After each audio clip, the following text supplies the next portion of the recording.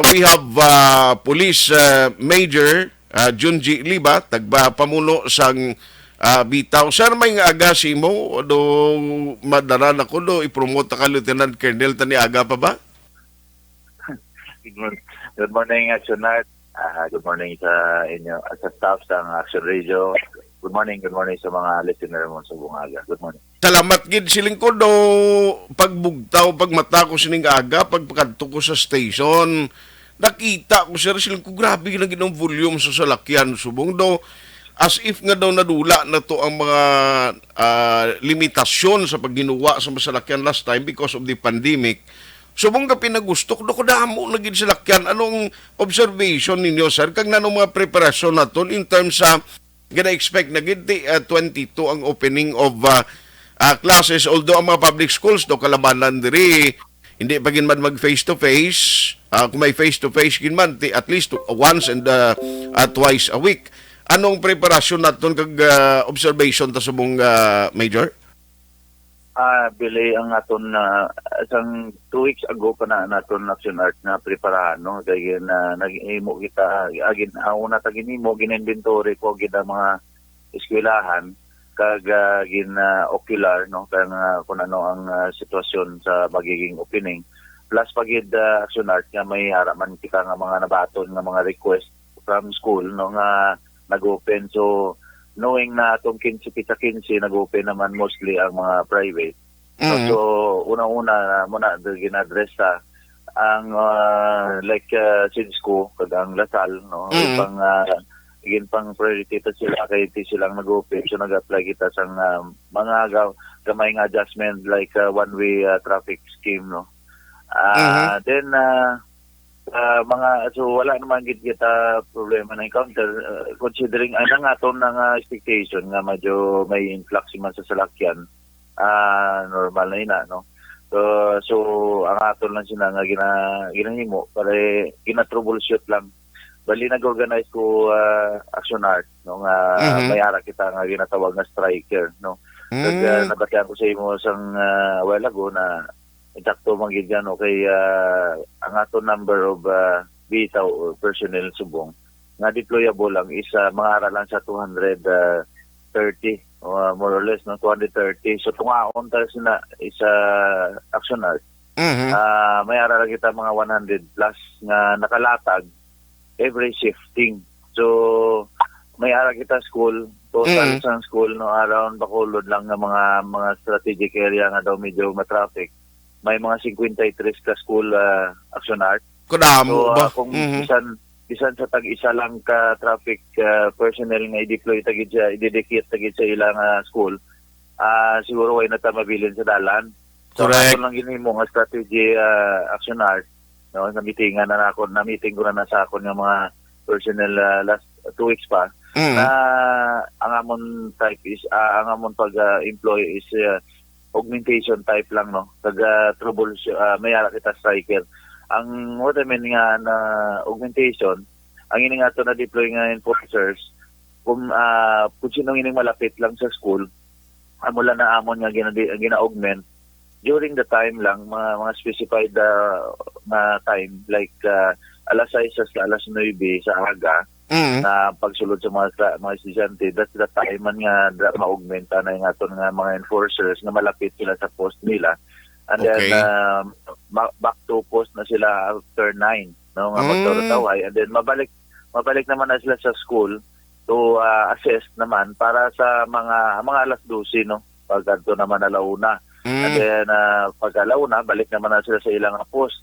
Then 3 or 3:30 or 4 no 4 naman balik na naman na sila sa school para mag-assist naman sa traffic up to mga 6 o'clock na mag-clear na no nga wala na wala na salakyan mayo or nakapuli na. So ako lang ginaton makaya Action Art kay medyo nabatay ko si mo nga medyo do tayo pag-ibang kami kag hindi pa naton correct nga mayara kita dedicated nga traffic enforcer. So ang ako lang amo ng pinaka-strategy ta nag-organize ako sa striker. Anong bot yun sa striker ng striker ta is 12 na sila ka personnel. So anom lang yun every shifting no sila na mag-standby na sila sa mga projected tayo ng mga medyo nga traffic in man yung mga lugar. Okay. So by the time na may report din na grabing traffic, dira na sila dayon ma-augment no. Shoot na dayon ng lugar. I see.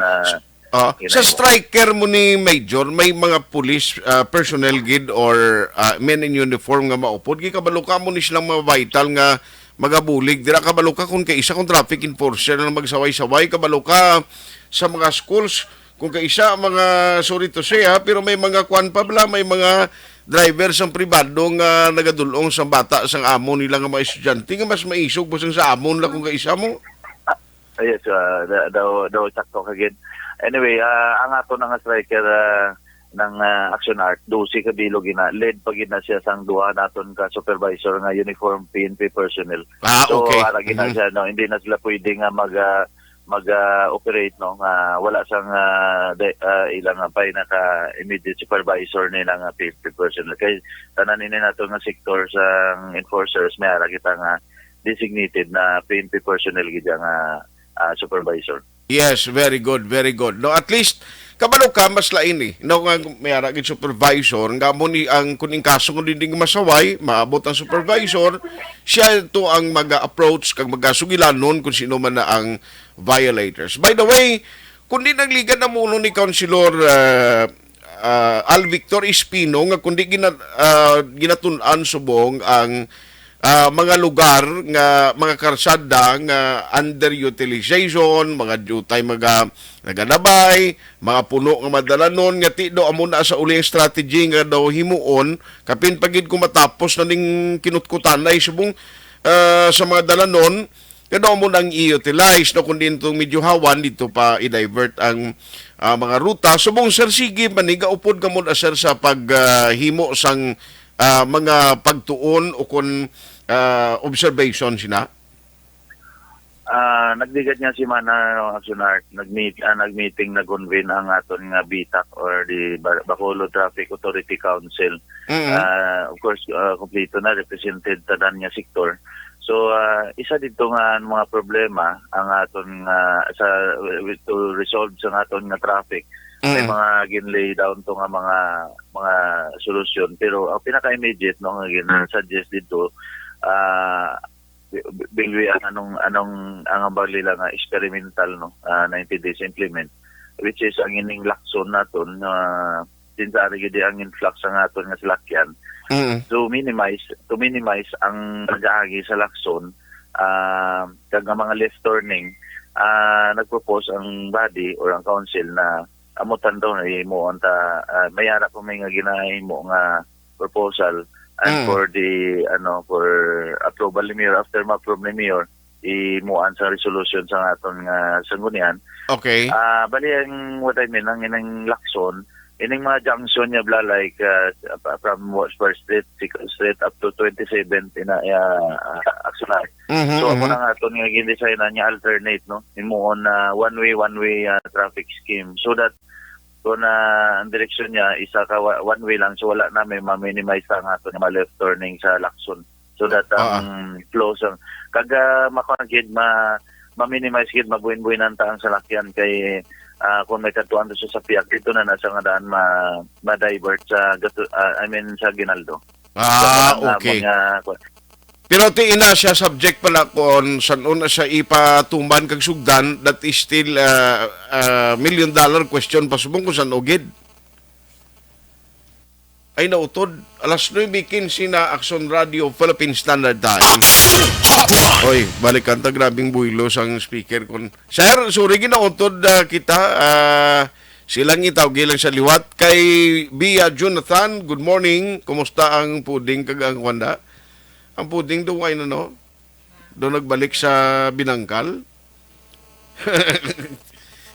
Joshua Bia Jonathan, may gagara si sir, balikan na siya. No, kay sa mga parents subong nagbalik na ng klase, tikinanglan mas mayo alin kita sa balay natong temprano para hindi maapektuhan mabla no sang traffic. Sir, sorry ginauton ng linya naton. Gani ho. Pero siling ko ining gin propose sa BTAC most likely hindi pa ni masugdan pa subong hulaton pa na kung saan og no. Hindi pa gin man na automatic kay sa subong na gina-formulate naton ginabutang kompleto ko pa ang plano, and then isubmit na pa kay Mayor, then if approve na kay Mayor, i-forward na pa na sa Sanggunian for a resolution. Sige. So wala pa tano, base hopefully base mga September pa na ma-implement. Aha. Sige. So anyway, Major, just keep us posted kung ano mabulig mo namon sa action in terms sa pag-inform sa public kung traffic ang pagambalan. Salamat kid sir. Yes, thank you Guido. Thank you Guido Action Art, no. As soon as may ara kita na nga update, no, kag kinahanglan ta gid nga i-inform ang public, will makontak lang ko sa inyo, ma-update lang ko sa inyo. Salamat. Good morning. Good morning. Good morning.